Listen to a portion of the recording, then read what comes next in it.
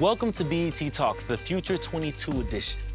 Join me as I sit down with some of the community's most dynamic game changers. And big shout out to our partners at McDonald's as they identified and are also elevating the stories of these brilliant activists, entrepreneurs, and next generation leaders. You're about to see that our future is bright with these folks leading the way.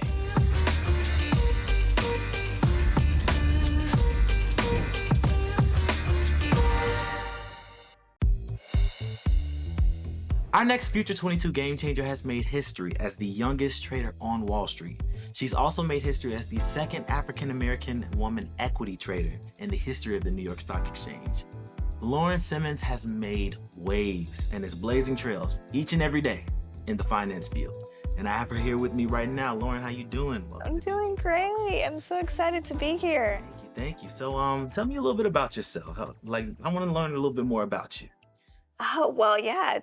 In 2017, I made history by becoming the youngest, but I'm from Georgia. I'm just a small town girl. Southern girl. Southern girl. And yeah, I went to school for genetics and graduated with no idea what I was going to do next because I did not want to pursue the degree that I, had spent all 4 years in, and flew to New York. And through the power of networking, I landed at the New York Stock Exchange and made history. She just landed there. She just landed there. It wasn't even a part of the plan. She said, you know what? We just gonna try. We're gonna make it happen. We're gonna make it happen. And you made history. Yes. That's nice. That's nice. That's nice. You have been selected as one of the McDonald's Future 22 game changers. How does that feel? Like, what does that mean to you? It's surreal. It's incredible. I'm honored that, people would think that I'm a game changer. I certainly just think I'm just Lauren Simmons.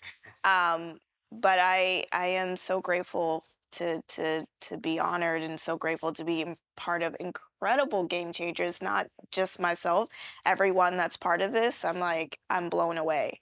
What is next for you in your future? What are your plans? Where do you plan to go with this? I'm building a financial empire. If you think of Susie Orman and Jim Cramer, right? They've done it, but they've targeted an older demographic and typically just a white demographic, which is fine, but I'm here to change the narrative, to give everyone a seat at the table, to target Gen Zers and younger millennials, because the earlier we can start talking about money, the better we can be with our money in the future, but also we can also close the generational wealth gap, and that's all I want to do. We're going to be using the Lauren Simmons banks too, just so y'all know. See, she's going to have her own banks and everything. Speak it up into existence.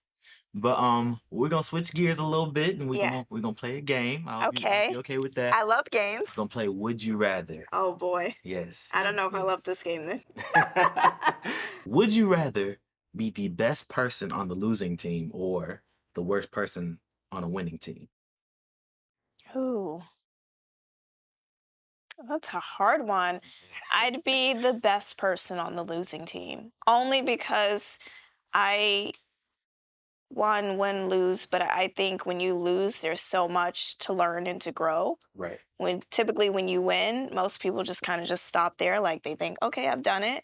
When you lose, there's a learning experience in that, and you can push yourself to be better for the next time. 100%. And I always say, if I'm on the team, it's always going to be the best team. So Right. we always going to be winning if you got me on the team, because I'm going to whip you into shape and make sure we win next time. Yeah, absolutely. Yes. So I get that 100%. So if you can only listen to one genre of music for the rest of your life, you got two choices. Would you rather it be R&B or hip hop? R&B. R&B? That was a really easy one. Mostly because I grew up on R&B. It's centered in pretty much all music. Like if you think about it, kind of like it's intertwined. Right. And I'm a 90s child, so, I think of like Usher and Brandy and, Whitney, and all the classics came from the 90s. Oh, yeah. And I love 90s R&B even to this day. That's all I really I like listen me to. a good voice too. I like it when somebody can sing. That's just like my favorite thing to hear as a singer. I love it, especially when I'm in some type of mood or vibe, it's really comforting. Lauren, thank you so much for sitting down and talking with me, and thank you so much for all of That was it? That was the whole game?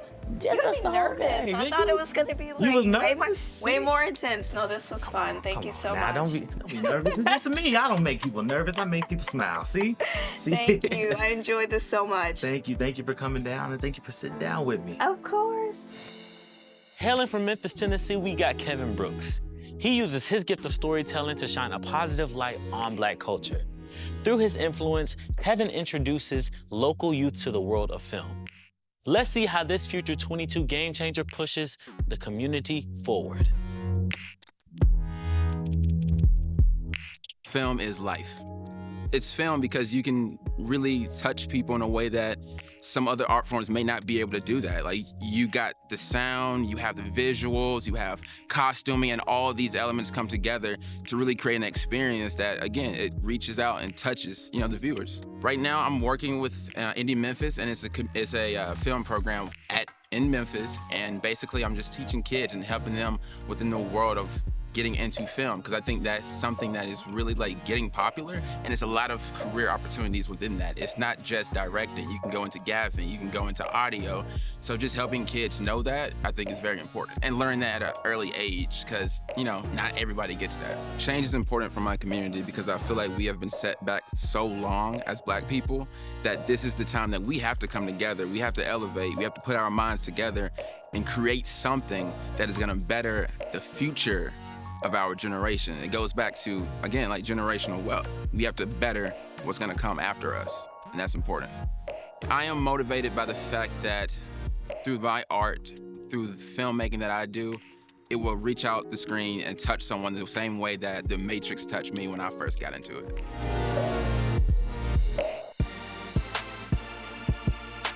Niani S. Phillips is a 24-year-old environmental activist. By creating her fashion brand, Not Your Normal Denim, she makes quality pieces. Also, she teaches people about the dangers of fast fashion. So we have here with me, Niani S. Phillips. How you doing? I'm doing good. How are you? Good. So I'm gonna ask you a couple questions. I hope that's cool. Yes. Okay. So just tell me a little bit about yourself and like what you do. So what I do is I advocate for sustainability in the fashion industry. I created a brand called Not Your Normal Denim, where I create products out of recycled denim that I source from local thrift stores. My whole idea behind really advocating for sustainability in my brand is to really just show people that sustainable fashion is something that you can purchase, it's something affordable, and that it's something that people should really know more about. A lot of people, when you say sustainable fashion, are like, well, what is that? And it's not like a name, like a household name. And I really want more people to realize that it's something they should pay more attention to. So you are one of McDonald's Future 22. Mm-hmm. How does that feel? It feels amazing. It just like feels surreal. Like wow, I'm here right now, like doing this, and So it's crazy. Yeah, it's really crazy. I didn't expect this at all. Most people, they don't know about sustainability. They don't really pay attention to like Black designers. And just the fact that McDonald's allowed me to have this opportunity to be a game changer, to really spread awareness of sustainability is actually incredible. All right, well, we're going to switch gears for a little bit, okay? I hope you're ready. Yeah. We're going to play a little game. Okay. Okay, so we're going to play Would You Rather. All right. And I'm going to ask you a couple questions. You just tell me which one that you... Okay. You know how to get Yeah, goes. I You know, how I it know. goes. I'm not going to explain it to you. She's a pro at this game. Yeah, I am.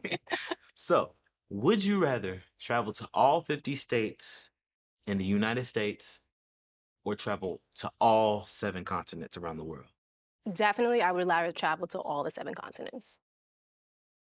She's a great thinker. I like that thinking. Why would you do that, though? I love to travel. I studied abroad in Italy for a year, so while I was there, I got a chance to go to Paris. I went to Greece, went to Aruba. I went to so many different places, and I just like being able to travel and experience new cultures and actually see their fashion as well. Oh, so, yeah.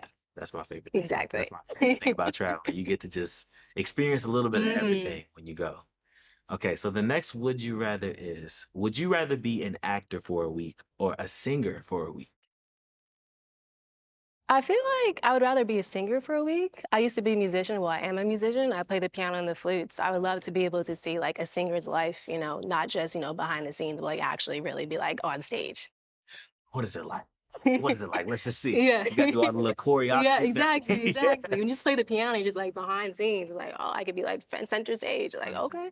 Yeah, that'd be pretty nice. It's a really nice feeling. That's nice. That's nice. Well, Niani, I just wanted to say thank you so much for everything that you've been doing, and You know, honestly, you look great. I like this Thank outfit. you. Did you, I did you appreciate do it. this? Yes, I designed It's everything. nice. It's Yeah. nice. I like that. I like that. Well, thank you so much and continue to be great. Thank you. Thank you so much. This next Future 22 game changer describes herself as a socio-political change maker. Through the Next Gen Come Up organization, ANYA DILLARD has helped organize countless protests and fundraisers to help bring awareness to racial disparities in her community. My journey as a socio-political change maker began when I was 12, but my journey as a woman of service began when I was as young as 5 years old. I think that two of the most important components of leadership is having compassion and having empathy. And that's one of the main reasons that I'm so grateful to have started my foundation in community service and not directly into politics. So I really want to inspire other young people to prioritize having empathy and being able to walk in someone's shoes, even if they don't share your circumstance, because that'll really make you a more impactful leader in the future. I think change is so important for the Black community as well as women of color because we are the least looked out for in society. There are so many obstacles that really impact us, our growth, our development, and our self-care. And I think that the more of us that start to recognize that and do the work within our own communities, the more of us will be able to branch out and start impacting communities like ours who need that support, who need that backing, who need those resources. And that's ultimately how we'll be able to amplify each other's narratives and empower one another to be better. A message that I'd like to send to the future community leaders is never stop. I know it's hard, I know it takes a lot of energy, and I know that sometimes you just want to throw your hands up and be like, I quit. But I can't tell you how many times that I've circled back from that and been so grateful that I didn't give up on the fight, that I didn't give up on myself. And I think that that's something that not a lot of us hear because so many young people don't know how to get started in change making or activism or even entrepreneurship, so we don't have that same level of support. My ancestry motivates me. I know that there are so many people in my family that are looking to me to be an example for my little brother who's 9. But besides that, I know that there are so many people that have fought and died for me to be in the position that I'm in right now. And I feel as though it's my duty as a young Black woman, as someone who is fortunate, who has support, who has resources, to push that line and to really break boundaries for the sake of my ancestors. We got a legend of Chi-Town. We got my guy, Ross Mack. Yo, thanks for having me. Let him know a little bit about you. Yeah, I'm a former Wall Street professional turned financial literacy advocate. One of the biggest things I do is I have a platform called Maconomics, and this platform is literally just trying to help bridge the wealth gap in this country by first bridging the information gap, right? I think that financial literacy is one of those things that can actually be the equalizer to help Black people attain more wealth. What does it mean to you to be a Future 22? Yeah, to be a Future 22 is an honor, right? I think that, you know, when you do work for the right reasons, I think you end up getting the best type of recognition, right? My right reason for doing this was I left a pretty lucrative job and it was to better help educate the community, right? Complete opposite of some, you know, crabs in a barrel. Like I literally want to help put on for the entire community. All right, that's dope. That's dope.